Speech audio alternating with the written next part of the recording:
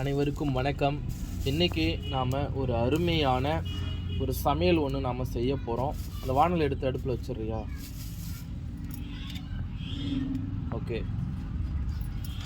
So ஒரு அருமையான கருவாட்டு குழம்பு தான் நாம் இன்றைக்கி சமைக்க போகிறோம். அதுக்கு தேவையான எண்ணெயை நம்ம ஒரு சட்டியில் ஒரு கடாயில் நம்ம ஊற்றி எடுத்துக்கிட்டோம். ஸோ நாம் இப்போ அந்த கருவாடை க்ளீன் பண்ணுறதை நான் உங்களுக்கு காமிக்கிறேன், பாருங்கள். ஸோ இந்த கருவாடு பேர் என்ன? இந்த காரக்கருவாடை தான் நாம் இன்றைக்கி கருவாட்டு குழம்பு சமைக்க போகிறோம். வாங்க க்ளீன் பண்ணுறதை நான் உங்களுக்கு காமிக்கிறேன்.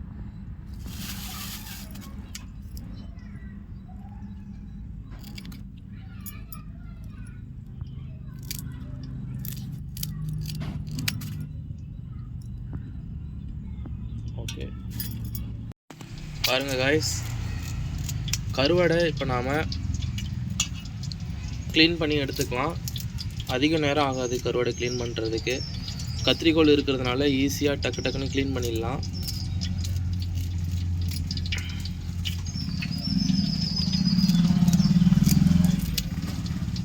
சைஸ் பார்த்திங்கன்னா சின்ன கருவாடு தான் இது எல்லாமே.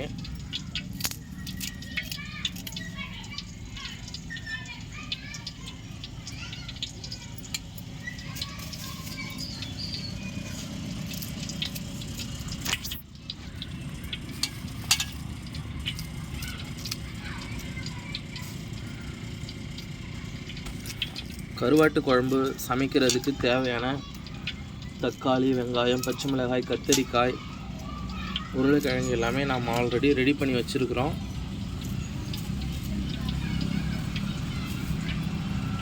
எண்ணெய் சூடாயிடுச்சுன்னா நாம் தாளிச்சிட வேண்டியது தான்.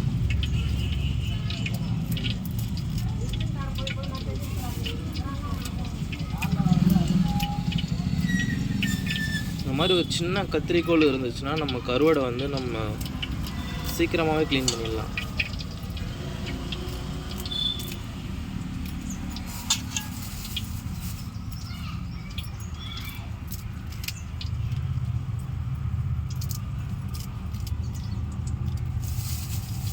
மறக்காமல் இந்த வீடியோவுக்கு ஒரு லைக் போட்டுருங்க காய்ஸ். மறக்காமல் நம்ம சேனலை சப்ஸ்கிரைப் பண்ணிவிடுங்க. இந்த க்ளீன் பண்ண ஒரு கருவாடியும் ஒரு முழு கருவாடியும் காமியும்.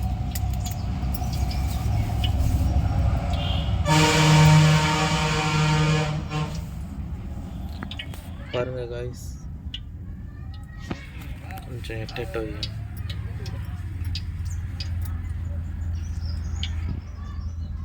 நம்ம போதுமான அளவுக்கு நம்ம க்ளீன் பண்ணி எடுத்துக்கிட்டோம். வாங்க இப்போ நம்ம தாளிச்சிடலாம். ஃபஸ்ட்டு தேவையான அளவு வடகம் எடுத்துக்கிட்டோம். அடுத்தது கருவேப்பிலை தேவையான அளவு, வெங்காயம் தேவையான அளவு,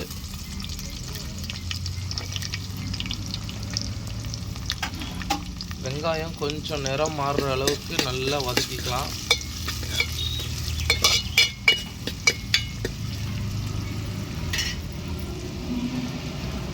மறக்காமல் இந்த வீடியோவுக்கு ஒரு லைக் போட்டுருங்க.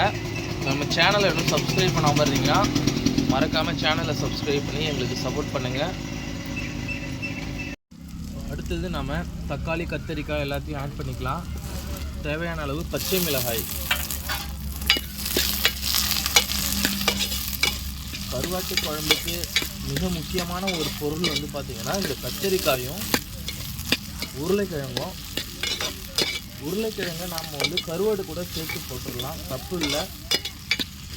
முருங்கைக்காய் இருந்தால் கூட சேர்த்துக்கலாம், அருமையாக இருக்கும்.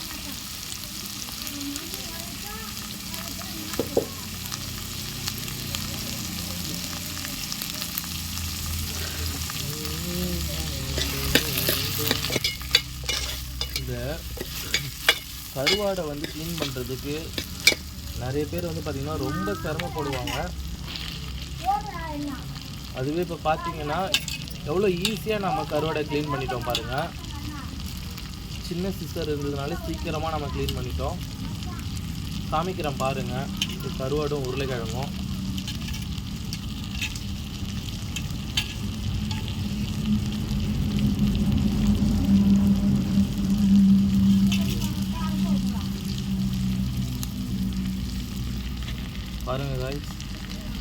அப்படியே நாம் வந்து போட்டுடலாம்.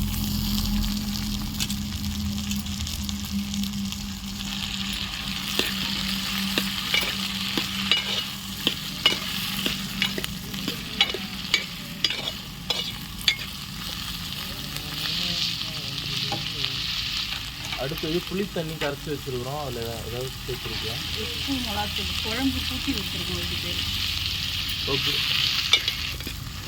உப்பு மிளகாத்தூள் கரைச்சி வச்சுருக்குறோம் தண்ணியில். அதையும் நம்ம இதில் ஆட் பண்ணிக்கலாம். இந்த உருளைக்கிழங்கு, கத்தரிக்காய், கருவாடு எல்லாமே வந்து எண்ணெயில் வந்து வதங்குறதுனால அருமையாக இருக்கும். ஓகே, இதையும் ஆட் பண்ணிடலாம். ஸோ ஃபைனலாக வந்து பார்த்திங்கன்னா எண்ணெய் நல்லா பிரிஞ்சு வந்துடும். இந்த காய்கறிகள் எல்லாத்தையும் எண்ணெயில் வதக்கினா இப்போ நாம் அப்படியே மூடி போட்டுக்கலாம். நல்லா கொதி வந்ததுக்கப்புறம் நாம் இந்த கருவாட்டு குழம்பு எப்படி இருக்குது அப்படின்றத நம்ம பார்த்துடலாம். ஸோ அது வரைக்கும் பார்த்திங்கன்னா நல்லா கொதிக்கிட்டோம். பாருங்கள் காய்ஸ், குழம்பு நல்லா கொதிச்சிருச்சு. ஓகே, குழம்பு காமி பார்ப்போம். பாருங்கள் காய்ஸ், ஒரு அருமையான கருவாட்டு குழம்பு.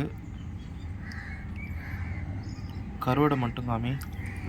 கருவாடு ஒரு 2-3 கருவாடை மட்டும் இடம்.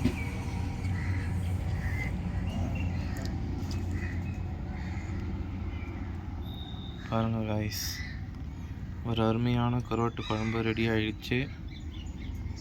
ஓகே, மறக்காமல் இந்த வீடியோவுக்கு ஒரு லைக் போட்டுருங்க. சேனலை சப்ஸ்கிரைப் பண்ணாமல் இருந்தீங்கன்னா மறக்காமல் சப்ஸ்கிரைப் பண்ணிவிடுங்க. அடுத்த வீடியோவில் உங்களை சந்திக்கிறேன். பாருங்கள், அந்த கருவாடை வந்து காமிக்கிறேன். பாருங்கள் எவ்வளோ அருமையாக இருக்குது. பாருங்கள், நல்லா அருமையாக குக் ஆகிடுச்சு. ஓகே, அடுத்த வீடியோவில் உங்களை சந்திக்கிறேன். அதுவரை நன்றி, வணக்கம்.